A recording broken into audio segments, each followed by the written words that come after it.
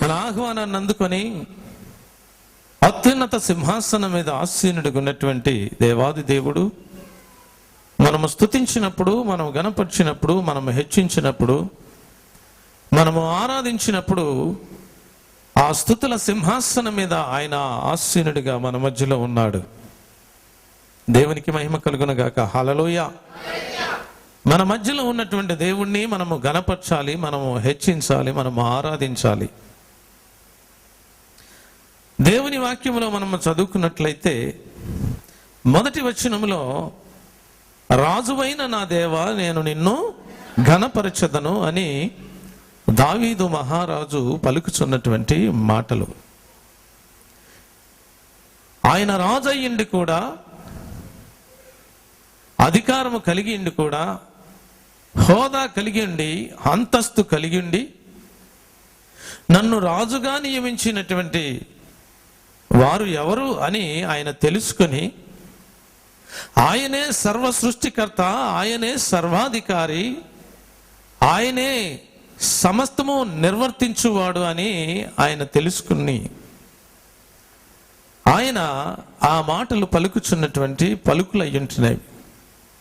దేవుణ్ణి స్తుతిస్తున్నటువంటి స్తుతి యాగం అయ్యుంటున్నది ప్రియులారా.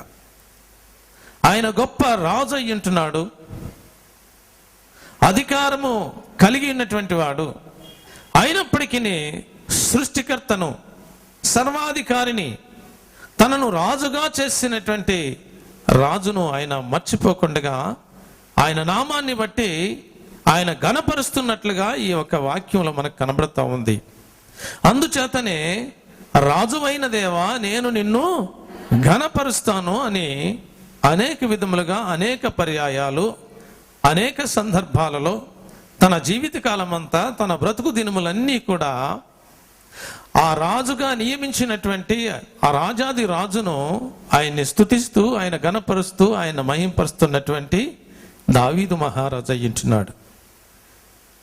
ఎన్నిసార్లు స్తుతించినా, ఎన్ని మార్లు స్తుతించితే, ఎన్నిసార్లు స్తుతించినా గాని తనువు తీరనటువంటి ఆ దేవాది దేవుణ్ణి నిత్యము స్తుతించినప్పుడు ఆ దేవుని ద్వారా ఆ దావీదు మహారాజు దీవెనలు, ఆశీర్వాదాలు పొందుకున్నట్లుగా మనం చూడగలము. అయితే ఇక్కడ ఆయన రాజు అయ్యుండి ఆయనను రాజుగా నిర్మించినటువంటి ఆ దేవాది దేవుడు ఆయన రాజులకు రాజు, ప్రభువులకు ప్రభు అని ఆయన గ్రహించి ఉంటున్నాడు. రాజులను నిర్మించేవాడు ఆయనే, అధికారులను నియమించేవాడు ఆయనే అని ఆయన రాజు అని గ్రహించి సమస్త లోకానికి, సర్వలోకానికి చక్రవర్తి, రాజు, రాజులకు రాజు అని గ్రహించి రాజువైన దేవా నేను నిన్ను ఘనపరచెదను అని చెప్తున్నటువంటి మాటలవి. ఏ విధంగా ఘనపరుస్తున్నాడంటే దేవుని వాక్యంలో చూసినట్లయితే ప్రియులారా 98వ దావీదు కీర్తన 6వ వచనములో చదువుకుందాం ఆ మాటల్ని. సముద్రమును దాని సంపూర్ణతయు ఘోషించునుగాక, లోకమును దాని నివాసులను కేకలు వేయుదురుగాక. సముద్రం అంట ఏం చేస్తుందట? ఘోషిస్తుందట. లోకమును, లోకములో ఉన్నటువంటి మనుషులందరూ కూడా ఏం చేస్తున్నారట? కేకలు వేస్తున్నారట. ఏమని కేకలు వేస్తున్నారంటే, ఏమని సముద్రము ఘోషిస్తుందంటే, రాజులకు రాజు అయినటువంటి దేవుడవు, ప్రభువులకు ప్రభు అయినటువంటి దేవుడవు, రాజాది రాజువు అని ఆయన్ని స్తుతిస్తూ, ఆయన ఘనపరుస్తూ, ఆయన మహింపరుస్తూ, ఆయన హెచ్చిస్తున్నట్లుగా దేవుని వాక్యములో కనబడుతూ ఉంది. దాని కింద చదివినట్లయితే ఆయన సన్నిధిని నదులు చప్పట్లు కొట్టును గాక, కొండలు కూడా ఏం చేస్తున్నాయట? ఉత్సాహగానము చేస్తున్నాయట. ఎందుకనగా అత్యున్నత సింహాసనం మీద ఆసీనుడిగా ఉండేది ఎవరంటే రాజులకు రాజు అయ్యుంటున్నాడు, ప్రభువులకు ప్రభు అయ్యుంటున్నాడు. ప్రియులారా, ఆ రాజు ఎలాంటి వాడు? ఆ రాజు ఏ విధంగా పరిపాలిస్తాడు అంటే ఆయన దేనికి రాజు, ఏ విధంగా రాజు అని మనము ఆలోచన చేసినట్లయితే ప్రియులారా, హెబ్రీయులకు రాసిన పత్రిక 7వ అధ్యాయములో 1వ వచనంలో ఉంటుంది. ఆ మాట చదువుకుందాం. రాజులను సంహారము చేసి తిరిగి వచ్చుచున్న అబ్రహామును ఎవడు కలుసుకుని అతనిని ఆశీర్వదించెను. ఎవనికి అబ్రహాము అన్యునిలో 10వ వంతు ఇచ్చెను. ఎవరంట ఆయన? సాలేము రాజట. మొదటిగా సాలేము రాజు అని పిలువబడుతున్నటువంటి రాజు. ఆయన అత్యున్నత సింహాసనం మీద ఆసీనుడిగా, రాజులకు రాజుగా, ప్రభువులకు ప్రభువుగా ఉన్నటువంటి దేవాది దేవునికి సాలేము రాజు అని పిలువబడతా ఉన్నాడు ఆయన. మొదటిగా సాలేము రాజు ఆయన. రెండవది అక్కడ కింద చదివినట్లయితే మహోన్నతుడగు దేవుని యాజకుడైన ప్రతి స్థలములోను నిరంతరము యాజకుడుగా ఉన్నాడు. అతనికి పేరు మొదట ఏంటంట? ఆయన పేరేంటంట? మొదటిగా నీతికి రాజట. దేవునికి మహిమ కలుగును గాక. హల్లెలూయా. మన మధ్యలో ఉన్నటువంటి దేవుడు, మన స్తుతుల సింహాసనం మీద ఆసీనుడిగా ఉన్నటువంటి దేవుడట. మొదటిగా సాలేము రాజట, రెండవదిగా నీతికి రాజట. రాజులు చాలా మంది ఉన్నారు, రాజులు చాలా మంది పరిపాలన చేశారు మన పూర్వీకులు. దావీదు మహారాజు కూడా పరిపాలన చేశాడు. ఆ రాజులకు రాజుని, ప్రభువులకు ప్రభు ఎలాంటి వాడని ఆయన తెలుసుకొని ఆయనను ఆరాధించి ఆయన్ను స్తుతిస్తున్నాడంటే ముందుగా సాలేము రాజట ఆయన, తర్వాత నీతికి రాజట. దేవునికి మహిమ కలుగును గాక. హల్లెలూయా, హల్లెలూయా. ముందుగా సాలేము రాజు అయ్యుంటున్నాడు, తర్వాత నీతికి రాజు అయ్యుంటున్నాడు, తర్వాత సమాధానానికి రాజు అయ్యుంటున్నాడు. దేవునికి మహిమ కలుగును గాక. హల్లెలూయా. నిన్ను నీతిమంతుడిగా చేయాలని నీతికి రాజుగా, సింహాసనాసీనుడిగా మన మధ్యలో ఉన్నాడు ఆయన. సాలేము రాజుగా మన మధ్యలో ఉన్నాడు. నీకు సమాధానం లేకపోతే, నీకు నెమ్మది లేకపోతే, నీ శాంతి లేకపోతే, నీ ఇంటిలో భయంకరమైనటువంటి సమస్యలు కలిగినట్లయితే ఆయన సమాధానమైనటువంటి రాజుగా ఇక్కడుండి నీ సమాధానపరిచి, నిన్ను సంతోషింపచేసి, నిన్ను ఆనందింపచేసే దేవుడు అయ్యుంటున్నాడు ప్రియులారా. అందుచేతనే ఆయన సింహాసనాసీనుడిగా ఉన్నటువంటి దేవుణ్ణి దావీదు మహారాజు అనేకమైనటువంటి మేలులు పొందుకొని, అనేకమైన ఉపకారాలు పొందుకొని, అనేకమైన దీవెనలు పొందుకొని, అనేక రకములైనటువంటి ఆశీర్వాదాలు పొందుకొని ఆయన ఎలాంటి రాజు అని ఆయనను పొగడుతూ, ఆయన మహింపరుస్తూ, ఆయన గణపరుస్తూ ఉన్నాడు. ఎలాంటి రాజట? ముందట సాలేము రాజట, తర్వాత నీతికి రాజట. దేవునికి మహిమ కలుగును గాక. హల్లెలూయా. ఆయన ఒక్కడే నీతిమంతుడు అయ్యుంటున్నాడు. నీతిమంతుడు లేడు, ఒక్కడు లేడు. అందరూ పాపము చేసి దేవుడు అనుగ్రహించు మహిమను పొందలేకపోతున్నారని ఒక వాక్యంలో రాయబడింది. కాబట్టి ఆయన నీతికి రాజు అయ్యుంటున్నాడు. కాబట్టి మనలను కూడా నీతిమంతులుగా చేయడానికి ఆయన నీతిమంతుడిగా స్తుతుల సింహాసనం మీద ఆసీనుడిగా ఉండి మన మధ్యలో ఉండి మనల్ని ప్రేమించి ఆయన ఉచితమైనటువంటి కృపచేత మనలను నీతిమంతులుగా దేవుడు చేసి ఉంటున్నాడు. అనేక పర్యాయాలు ఆ వాక్యాన్ని చదువుకున్నాం. ఆయన రక్తము మూలముగా మనలను నీతిమంతులుగా చేశాడని రోమీయులకు రాసిన పత్రిక 5వ అధ్యాయము 8వ వచనములో ఉంటుంది ప్రియులారా. అందుచేతనే ఆయన నీతికి రాజు అయ్యుంటున్నాడు. తర్వాత దేనికి రాజు అయ్యుంటున్నాడు? సమాధానానికి రాజు అయ్యుంటున్నాడు. నీకును నాకును మనందరికీ సమాధానము కలుగ చేయడానికి, నెమ్మదిని కలుగ చేయడానికి, ఆనందాన్ని కలుగ చేయడానికి, సంతోషాన్ని కలుగ చేయడానికి ఆయన మన స్తుతుల సింహాసనం మీద ఆసీనుడిగా ఉన్నటువంటి దేవుడు. దావీదు మహారాజు ఆయన పొగుడుతూ ఉన్నాడు, ఆయన ఘనపరుస్తూ ఉన్నాడు, ఆయన హెచ్చిస్తూ ఉన్నాడు, ఆయనను ఆరాధిస్తూ ఉన్నాడు. నీవు నేను కూడా, మనము కూడా ఈ పరిశుద్ధ దినములో, ఈ ప్రభు దినములో, ఈ పూజా దినములో, ఆరాధన దినములో దేవుని సన్నిధిలో మనం ఉన్నాం, దేవుని పాదముల దగ్గర ఉన్నాం. ఆయన మన స్తుతుల సింహాసనం మీద ఆసీనుడిగా ఉన్నటువంటి దేవుణ్ణి మనం మనసారా ఆయనను చూసి ఆ యొక్క సాలేము రాజుని, ఆయన నీతికి రాజుని, ఆయన సమాధానానికి రాజు అయినటువంటి రాజుని మనము మనసారా దేవుణ్ణి స్తుతించి, దేవుని గణపరిచి, దేవుని మహింపరిచి హెచ్చించినట్లయితే దేవుడు మనల్ని ఏం చేస్తాడట? దేవుడు మనలను దీవించుతాడు, దేవుడు మనలను ఆశీర్వదిస్తాడు ప్రియులారా.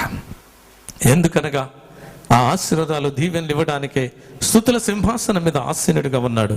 అందుచేతనే ఆయన అంటున్నాడు, రాజువైన దేవా నేను నిన్ను ఘనపరచదును అంటున్నాడు. ఇంకొక చోట అంటాడు, నన్ను ఘనపరచు వారిని నేను ఘనపరుస్తాను, నన్ను హెచ్చించు వారిని నేను హెచ్చిస్తాను అని దేవుడు చెప్తున్నటువంటి మాటలు.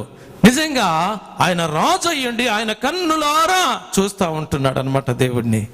ఆయన ఏ విధమైనటువంటి రాజు, ఎలా పరిపాలించే రాజు, ఎలాంటి దీవెనలు ఇచ్చే రాజు, ఎలాంటి ఆశీర్వాదాలు ఇచ్చే రాజు, ఎలాంటి మేలులు చేసే రాజు అని దావీదు రాజు ఎన్నో మేలులు ఉపకారాలు పొందుకున్నాడు ప్రియులారా. అదే విధంగా నీ జీవితంలో, నా జీవితంలో, మన జీవితంలో కూడా ఎన్నో మేలులు, ఎన్నో ఉపకారాలు పొందుకున్నటువంటి మనము ఈ పరిశుద్ధ దినములో, ప్రభు దినములో, పూజా దినములో, ఆరాధన దినములో మనము దేవుని ఆత్మ చేత నింపబడి ఆత్మతో సత్యముతో దేవుణ్ణి ఆరాధించాలని ఆయన కోరుకుంటున్నటువంటి దేవుడు. అందుచేతనే ఆయన పేరేంటంటే షాలేము, రాజు, నీతికి రాజు, సమాధానానికి రాజు అయ్యింటున్నాడు. ఆ రాజుని ఆయన ఆరాధిస్తున్నాడు. ప్రకటన గ్రంథం 19వ అధ్యాయము 13వ వచనం, రక్తములో ముంచబడిన వస్త్రములను ఆయన ధరించుకొని ఉండెను, మరియు దేవుని వాక్యమును నామము ఆయనకు పెట్టబడి ఉన్నది. పరలోకమందును సేనల శుభప్రదమైన తెల్లని నారబట్టలు ధరించుకొని తెల్లని గుర్రములెక్కి ఆయన వెంబడించుచుండిరి. జనములను కొట్టుటకై ఆయన నోటు నుండి వాడిగల ఖడ్గము బయలు వెళ్ళుచున్నది. ఆయన ఇనుపదండముతోను వారిని ఏలును. ఆయనే సర్వాధికారియు, దేవుని తీక్షమైన ఉగ్రతను మద్యపు తొట్టిని త్రొక్కును. దేవునికి మహిమ కలుగును గాక. హల్లెలూయా. ఆయనే సర్వాధికారి అయినటువంటి దేవుడు. ఆయన నామం ఏమని పిలువబడుతుందంటే 16వ వచనంలో ఆ మాట ఉంటుంది. చదువుదాం. రాజులకు రాజును, ప్రభువులకు ప్రభువును నామము ఆయన వస్త్రముల మీదను ఆయన తొడల మీదను వ్రాయబడి ఉన్నది. దేవునికి మహిమ కలుగును గాక. హల్లెలూయా. ఆ రాజును చూశాడు దావీదు మహారాజు. ఆ అత్యున్నత సింహాసనమైన ఆసీనుడిగా ఉన్నటువంటి ఆ రాజును చూసి ఆయన వర్ణిస్తూ, ఆయన ఎలాంటి రాజు, ఏ విధమైనటువంటి రాజు. అయ్యా నీవు సాలేము రాజువయ్యా, నీవు నీతికి రాజువయ్యా, నువ్వు సమాధానానికి రాజువయ్యా, నీ వస్త్రముల మీదను నీ తొడల మీదను రాజులకు రాజు, ప్రభువులకు ప్రభు అని రాయబడి ఉన్నది. కాబట్టి రాజువైన దేవా నేను నిన్ను ఘనపరచదనని ఆయన చెబుతున్నటువంటి స్వచ్ఛమైనటువంటి మాటలు. ఆ రాజును కనులారా చూస్తూ ఉన్నాడు. ఆ రాజుని దినాన మనం కనులారా చూసి ఈ సియోను ప్రార్థనా మందిరంలో ఆయన అత్యున్నత సింహాసనం మీద ఆసీనుడిగా ఉన్నటువంటి దేవుణ్ణి చూసి మనం ఏ విధంగా ఆరాధించాలంటే, దేవుణ్ణి చూస్తున్నారా మీరు? మన మధ్యలో ఉన్నాడా దేవుడు? ఉన్నాడా? ఉన్నాడు ప్రియులారా. దేవుడు ఆత్మ కనుక ఆయన ఆత్మస్వరూపుడిగా మన మధ్యలో ఉన్నాడు ఆయన. కాబట్టి మనం ఆరాధించే విధానము, దేవుడు ఆత్మ కనుక ఆత్మతో సత్యముతో ఆరాధించాలని కోరుకుంటున్నాడు. ఈ యొక్క దావీదు మహారాజు ఆత్మ చేత నింపబడిన వారై ఆ రాజును చూశాడట, ఆ సింహాసనాసీనుడిగా ఉన్నటువంటి రాజును. అప్పుడు వర్ణిస్తున్నాడట ఈ వర్ణనంతటిని కూడా. నువ్వు సాలేము రాజువు, నీవు నీతికి రాజువు, నువ్వు సమాధానానికి రాజువయ్యా, నువ్వు రాజులకు రాజువయ్యా, ప్రభులకు ప్రభువయ్యా అని వర్ణించి ఆయన స్తుతిస్తున్నాడట ఆత్మచేత నింపబడిన వాడు. ఈ దినములో కూడా, పరిశుద్ధ దినములో, ప్రభు దినములో మనము కూడా ఆత్మచేత నింపబడిన వారమై ఆత్మస్వరూపుడుగా మన మధ్యలో ఉన్నటువంటి దేవాది దేవుణ్ణి ఆత్మతో సత్యముతో ఆరాధించాలి. అందుచేతనే యోహాను సువార్త 4వ అధ్యాయం 24వ వచనములో ఆ మాట రాయబడి ఉంటుంది. చదువుకొని ఆరాధన చేద్దాం. దేవుడు ఆత్మ గనుక ఆయనను ఆరాధించువారు ఆత్మతోను సత్యముతోను ఆరాధింపవలెనని ఆయన కోరుకుంటున్నాడు. దేవునికి మహిమ కలుగును గాక. హల్లెలూయా. దేవుడు ఏమై ఉన్నాడట? ఆత్మ అయి ఉన్నాడట. దేవునిని ఆరాధించేవారు దేంతో ఆరాధించాలి? ఆత్మతోను సత్యముతోను. మనలోనికి ఆత్మ రావాలి అంటే అనేక పర్యాయాలు మీకు చెప్పాను. మారు మనసు రావాలా? పాపక్షమాపణ రావాలా, యేసుక్రీస్తు నామములో బాప్తిస్మం పొందుకోవాలా. పొందుకున్నప్పుడు ఏం జరుగుతుంది? పరిశుద్ధ ఆత్మనే కృపావరము మనం పొందుకుంటాం.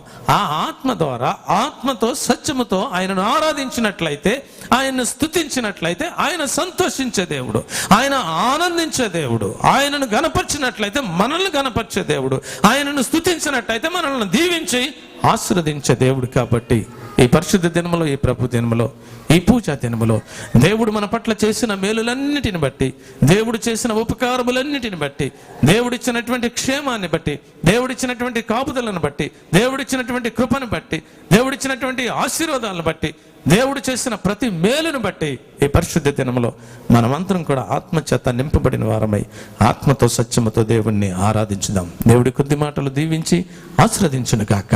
ఆమేన్.